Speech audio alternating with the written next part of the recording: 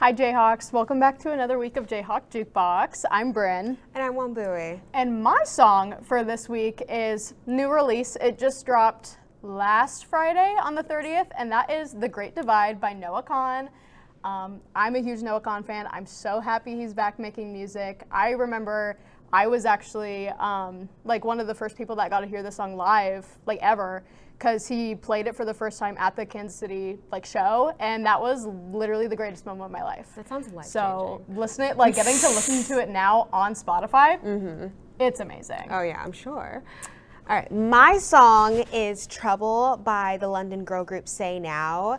It was released in 2024 with a music video that featured Nadine Coyle from Girls Aloud, if you know that 2000s girl group, because I've been on a girl group kick as of recently. And the song also features a sample from the song Unstoppable, which is, if you were as annoyingly girly as I was as a kid, if you watched Barbie and the Three Musketeers, that was like the main song of the movie. And so the song has just been on repeat all week for me. I will say, I listened to it, and I'm not a big girl group person, but that song was a banger. But alrighty, those were our songs for this week. Well, let's send you over to the next segment. All right, how's it going, Jukebox? The Super Bowl is literally this weekend. It is, and it is. There's a very anticipated halftime show, and we just thought we'd go back, reflect on some old halftime shows, and make it into this little tier list right here. Very well made, I must say, as well. Thank you, thank you. Starting with Bruno Mars. I think this was in 2014, I want to say. Yes. I know, Jack, you really like this Super Bowl halftime show. What do you guys say about it? Yes, I know this is my favorite Super Bowl performance of all time. Favorite? Yes, it is with the Red Hot Chili Peppers. When I listened to it as a kid, I was like, oh, Chili Peppers and Bruno Mars, just give me Bruno. But now the blend of their style and Bruno's band mixed with the Chili Peppers makes for a really fun median in between all of the Bruno hit songs from that era. In my opinion, it's an S tier. Vocally, performance-wise, dancing, set, everything. Perfect Super Bowl halftime performance. Yeah, I think I agree, actually. You think you put an S? Yeah, I think S, because I think back in the day I was like, this is kind of a weird combo, but you're right. Going back to it, it kind of works. It works nicely. I can respect that. Let's put it up there in the S tier right there. All right, coming up next. I can go home now. Whoop. Oh, tore off a little bit. We got Michael Jackson, the OG. I know you're a big Michael Jackson guy. We've covered that on the show a few times. What do you got to say about this one? This guy started the Super Bowl halftime show. Before it was magic tricks and circus nonsense, and now the GOAT came and he changed everything. Of course he did. This is S tier. Obviously it's S tier. He had the whole crowd for the We Are the World. They flipped up the boards. It's beautiful. It's iconic. It's S tier. That's all I can say. We'll imagine this being taped on here eventually. We'll have it right there for there. It's the invisible tier. It's the invisible. It's above the tier exactly. list. It's so Just good. imagine it's it floated upwards. It ascended. After that, we got Katy Perry right here. I want to say this was it 2015? I want to say, or 20. It was in somewhere in the mid 2010s right here. Yeah. I liked the Katy Perry halftime show. I liked it. I liked theatrics. I don't know, iconic things in the Super Bowl. I mean, you had Left Shark. He became a meme out of it. I think it was a he. I don't know. I really liked it. I don't know about you guys. I feel pretty comfortable. I don't think it's an S tier, but I feel pretty comfortable about A tier for this one right here. I'm okay with it. I was thinking B or A, but I think A? it's fine if you feel that passionately about it. Or We can sort of tape it here. It can kind of go in the middle a little bit, something like that. We got a little stick going on. Yeah. After that, we'll go pretty recent. We have Kendrick Lamar. He was just last year. I know there was the whole Drake-Kendrick beef. We covered it on the show here. Very popular. Yep. But how does the halftime show hold up? I think it's good. I think it's unfortunate because I think it was the year before, maybe 2 years. He performed all of his best songs really. So he came back and he just did GNX, which for me is it's all right. So yeah, I think it was good. Yeah, interesting. It was iconic. I think that it definitely deserves a little bit of flowers for the cultural impact that it had. I agree. I mean, screaming A minor on the biggest television stage in the world is crazy. But overall performance, I think I'd put it in a B. A B. I think that's pretty good. I think it's pretty comfortable to put it right there, sort of in the B tier right here. I agree. We'll get that I think pressed B's up good. there. Up next, we have the COVID show. We have The Weeknd. I don't know does he still release music? Not under The Weeknd anymore. That was done for I forgot what it was. I forgot what that last album he released was, but I think that was it for him. But I enjoyed this. I think people will give it a little more shtick than it needs. Thought it was good for the time. that was creative, wasn't as traditional, but I thought it was all right. Yeah, he had the creative little scene where he walks through like the golden lights maze or something like that. Cool. That was pretty fun. For COVID, it was a fun little spectacle. I feel like though it doesn't get higher than B, maybe like C tier even. I was gonna say C. Look at us. Okay, we'll put it right there. That's that Gotcha. mind games we got going on here. We're all on the same page. Yes. Okay. And then finally, right here, we have Rihanna. 2023, I want to say, was her halftime show right here. Thoughts on this one? I thought this one was crazy fun. I mean, the fact she was pregnant, she gave us one of the best performances of the 2020s, and she was pregnant. Like, It's crazy. she was dancing, she was singing. I loved this one. I thought it was super fun. I agree. I thought it was super entertaining. I thought it was really fun. One of my friends dressed up as her for Halloween on Really? that thing, and it was That's it. perfect. I think it's a pretty good one. Gotcha. Do you think it's like S tier, A Ooh, I tier? don't Like, think where S would you tier. put this? I think one? I'm between A and B. I'm in the same place. A or B. And it's up to you. You got A or B. What are we saying? I feel like being pregnant and doing the Super Bowl is pretty Yeah, I think damn naturally. crazy. I'm gonna put that in A right there. Shout out moms out there. But yeah, For that's mom. gonna do it for us with our Super Bowl halftime tier list right here. We have 5 of them there. The 6th one is up in the sky. The GOAT, totally. the best one. Can't even see it. But yeah, maybe we'll add to this later on. Maybe this is what it stays as. We'll see what the next halftime show, where it goes on that. But yeah, we're gonna send it on over to our next segment. I'm not a part of a redneck agenda. Hello, Jukebox, and welcome to episode number 2 of JayhawkJukebox World Tour. Okay, so before we start today, a couple disclaimers. You guys know, if you're a true Jukebox fan, that on the last episode I did in fact tease that this is a special Super Bowl episode. Now you might be thinking, World Tour, Super Bowl, that's in the US. What are you talking about? And what I say to that is that today's episode is going to be about Bad Bunny. Right? Applause, applause, applause, applause. We love Bad Bunny. So, Puerto Rico is a territory of the United States, technically.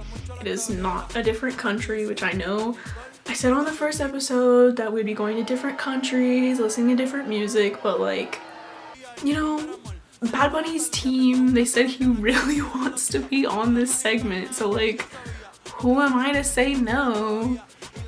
I'm just kidding, I really wanted to just talk about Bad Bunny, so here we go, and I make the rules, so it's my choice. So, we will be talking about Puerto Rico today. Alright, I don't know about you guys, but I am so excited to see what he ends up doing with this halftime performance. I saw the trailer and I was locked in. I have to see what he ends up doing because the trailer was so beautiful if you haven't seen it. Just like so full of like love and hope. Love and hope. 2 things we love on the world tour. But anyway, the song that I've chosen today is from Bad Bunny's album Un Verano Sin Ti, or A Summer Without You. Yes, I did pass high school Spanish. Okay, that's where my fluency ends though.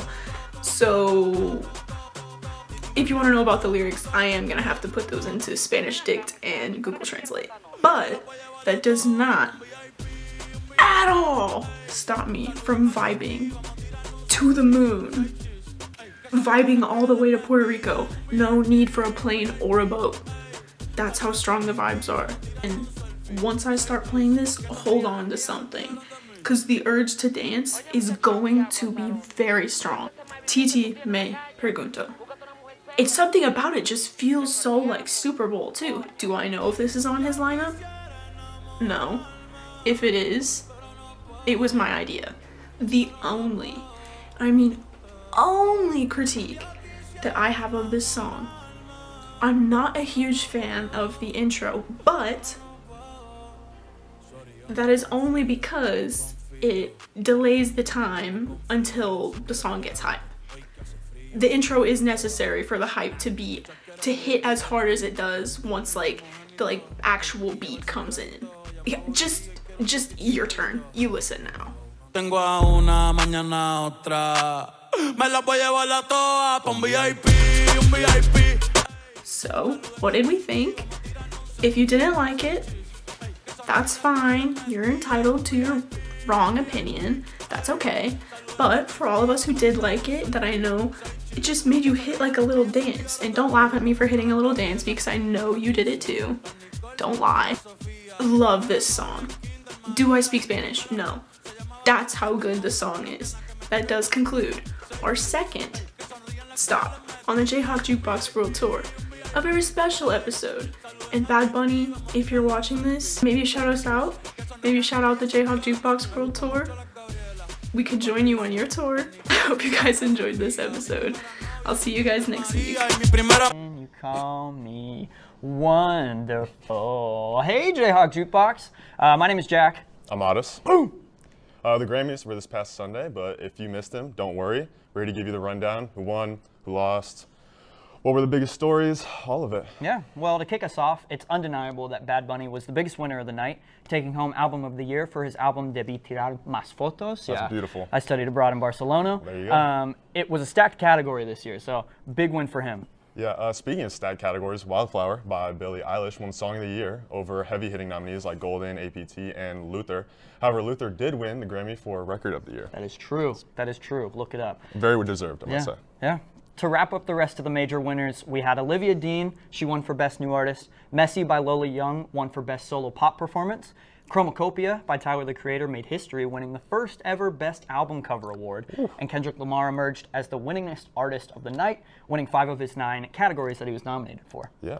Moving on to performances, there were some amazing ones this year. Some of my favorites were the Marias and the Olivia Deans of the world. That was just really nice, really interesting. I thought the Marias brought a unique vibe. Olivia Dean, very classic, and it was something for everybody, I think. I like how you said the Olivia Deans of the world, because I love their performances too. Like Bruno Mars, Tyler, Bieber. Yeah, I loved them. Yeah.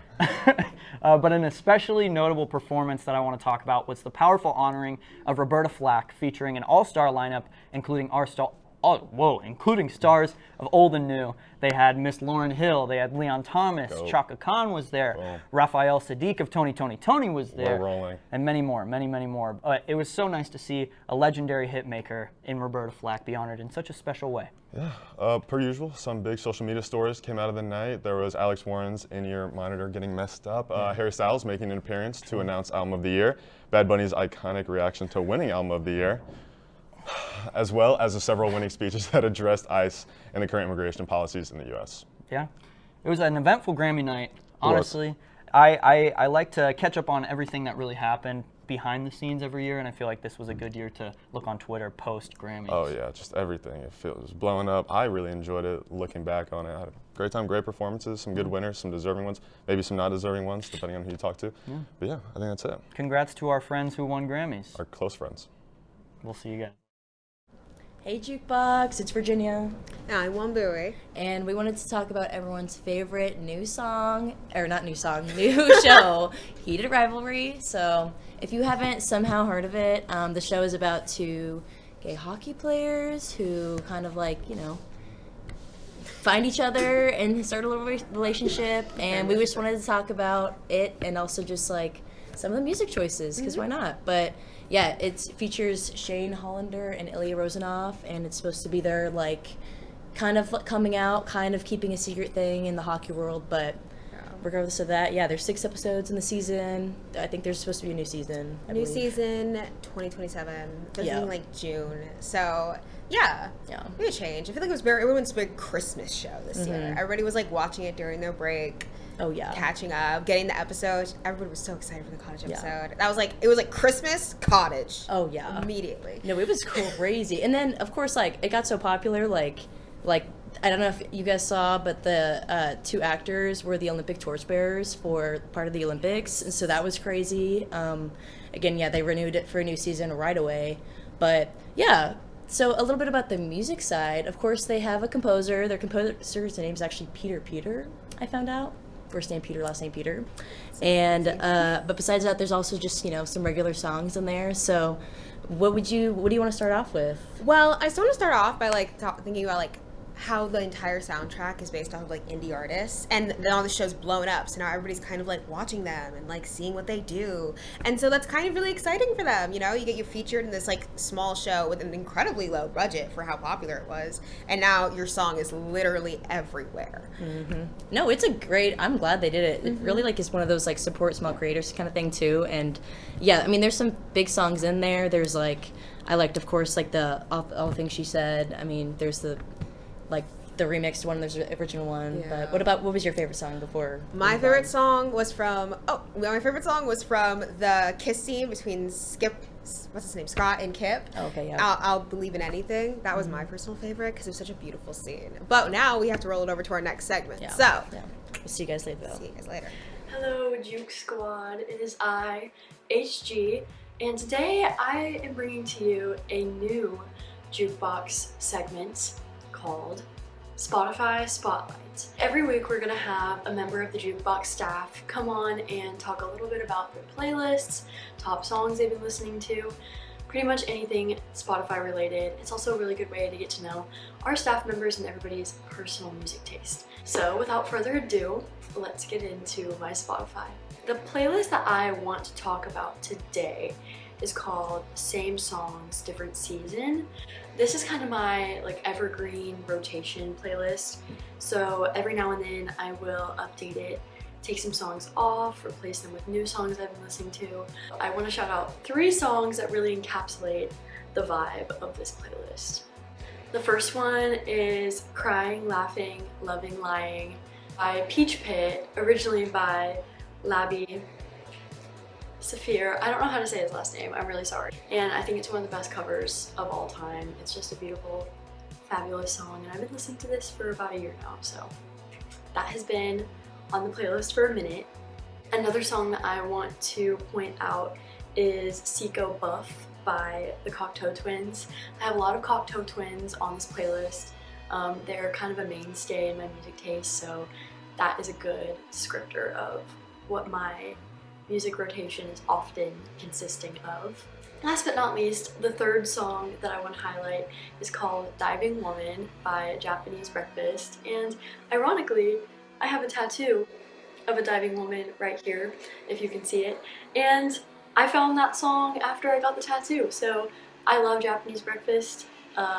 She's one of my favorite artists, and her most recent album I've been listening to ever since it came out. Here is my Spotify code if you want to scan it and check out my account.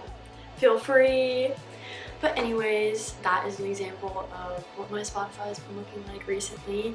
Next week we have Jolie Brown in the spotlight, so stay tuned for that. And thank you for listening. I'm going to send you all on to the next segment. Hello everyone, my name is AJ Watson and I'm here with Bren and Elise, and today we're going to be talking about some of our favorite songs from Stranger Things Volume 5. But before we start, I'd like to mention how Stranger Things Volume 5 is setting a precedent in the film industry of taking vintage or older songs and bringing them back by either recomposing them to make epic trailers or just including them in the soundtrack with these shows. My favorite song was Landslide by Fleetwood Mac when it was playing when Maya was doing her little segment on the radio when she's talking about everything about how they're coming back and we're seeing the future, and I just got really emotional with that one. That was brutal. I think my favorite song from the whole series was Heroes by David Bowie. I just love how they repeatedly played at the end of like a bunch of the seasons, and I just when I think of Stranger Things, I think of that song because the whole song is like kind of about being weird, and so the show's just kind of like so fantasy. It meshes really well, and I just love it so much. Yeah, absolutely. My favorite song from season 5 was definitely Upside Down, and the way it took TikTok by storm, it really blew up everywhere, and it was just a really fun song, and it was definitely a song I wouldn't have listened to before Stranger Things. Absolutely. That's one of the biggest things, is that this show and other shows and movies using old music allows newer generations to immerse themselves in this kind of music. Thank you for joining us today. I definitely agree. Hey Jukebox, it's Virginia, and today I'm going to be giving my opinions and review and some facts about the recent A$AP Rocky album, Don't Be Dumb.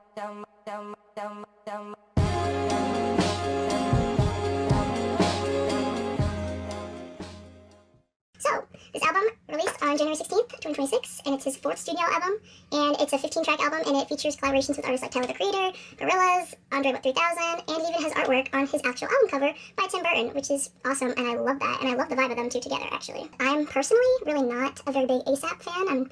I like a lot of his songs, I think.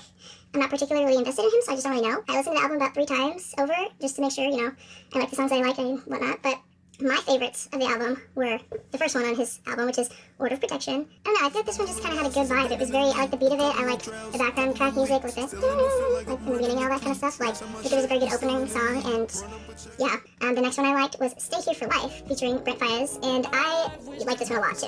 Brent Faiyaz is a very, chill, indie calm, I don't know, something about him that just, is very, Yeah, with A$AP, I thought it sounded really good. I liked the beat incorporation with the, sweet softness kind of thing, yeah. Next one on the list is Playa, and this also was just no feature, just A$AP. Yeah, I mostly like the parts like, yeah, Yeah, that was just kind of fun. Just a good beat, I feel like, just a good vibe. Next on the list is Punk Rocky, which was one of my favorites for sure, I think. This one just had a really good beat, and, I liked the rock, just, of it all, kind of. It was a good, difference, almost, from the other songs of the album. Next one is Robbery, featuring Doechii. I kind of like the weird, jazziness of this one. Yeah, Doechii and A$AP, I like them, and I like that they went with this weird jazz type of song or something, yeah. It was good. I really liked the Don't Be Dumb / Trip Baby by A$AP Rocky, and this one, though, I mostly liked the first part of it. Yeah, TBH, I probably would skip the second half of the song and just listen to the first part, but I really like the first part, so there you go. Anyway, that was my opinions on the A$AP album, and I think you guys should give my songs a listen and give the other songs a listen. Let us know what you think, and yeah, see you guys next time. Hello, everyone. Welcome back. It is I, HG, and it's been a minute since we've done one of these, but it is time for an event forecast. So I have a couple events coming up over the course of the next month. There's the TV screen. We are seeing New Edition, Boyz II Men, and Toni Braxton all together in concert, which is one hell of a bill. That's pretty crazy. Sorry for the short notice. It is tonight at T-Mobile Center. It is quite expensive, but I could not inform you guys about just a beautiful lineup like that. That's crazy. That many legends in T-Mobile Center in one night, unheard of.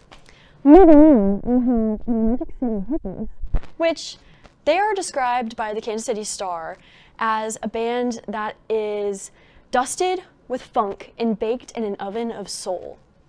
I don't know what that means, but that makes me want to go watch. So Magic City Hippies is going to be on Wednesday, February 11th at the Madrid Theater. And next, we have Kamari. This is a notable mention brought to me as well by the Kansas City Star. Another bummer, this show is currently on a wait list, which I have experienced a waitlist show before. When tickets are sold out, I definitely recommend trying your luck.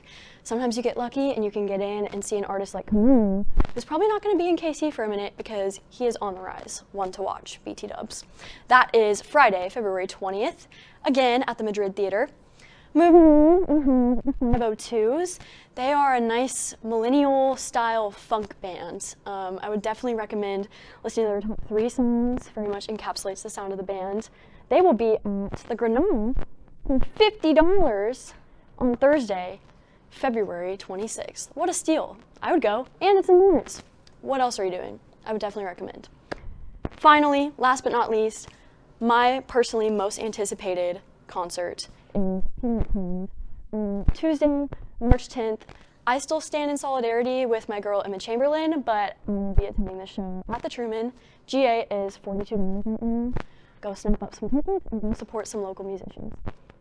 Hello everyone, my name is AJ Watson and welcome to JayhawkJukebox. I'm here to tell you about a very exciting new segment that we're going to be doing every week right here, so be sure to tune in on Thursdays, as you clearly have been doing. JayhawkJukebox is doing a new segment called Local Listens, which will be hosted by yours truly, AJ Watson. On this segment, I'm going to be talking to artists, listening to their music, and maybe even check out a few venues, but here's the catch. All of them will be, can you guess it, local. Let's go. There's nothing more important than highlighting local musicians and getting their music out there so that other people can listen in as well. And it's a great way to support local artists as well, to feature them on this platform. I've already got a few people lined up and I'm very excited to be sharing them with you. A bunch of different varieties of music, different styles, different vibes, it's all looking great. But I also want to have your help for this as well. If you know of any local artists, musicians, or places to record music, listen to music, stuff like that, don't be afraid to reach out to me on my social media or on JayhawkJukebox social media. And have you not been reaching out to us already to tell us how awesome our show is? What the heck are you doing there? Get on that, please. I want to hear from you. We want to hear from you. So yeah, I can't wait to share this with everyone, and I hope you enjoy local listens. Thanks. Be alone in a room, 'cause I don't have to talk to him or you. I was a plague I was never prepared for. In my basement there's a locked door, and in it lives this dysphoric art. In my head I crashed my car about 103 times, then again. However many times it takes to feel human. I'm sorry that I saw you as a god. I don't wanna see. Hello everyone. Welcome back to Jukebox Newsflash, where we will be recounting the top music news stories from the past week. I'm Sophia. And I'm Mallory. The Grammy Awards last Sunday were quite historic. Many artists took the stage to condemn ICE and the current state of the U.S. Puerto Rican singer Bad Bunny, a repeat winner, took home the major award of the night, Album of the Year, with Debí Tirar Más Fotos. Also the Super Bowl halftime act, Bad Bunny was the star of the night and will continue to be in the present pop culture discourse. Founding member of the LA band Three Dog Night, Chuck Negron, passed away on Monday. Negron suffered from COPD and passed away peacefully at 83. Formed in the late 60s, Three Dog Night is known for hits such as Joy to the World and Shambhala. Their blend of diverse musical style, rich harmonies, and a musical style that blends rock and R&B was distinctive and ahead of their time.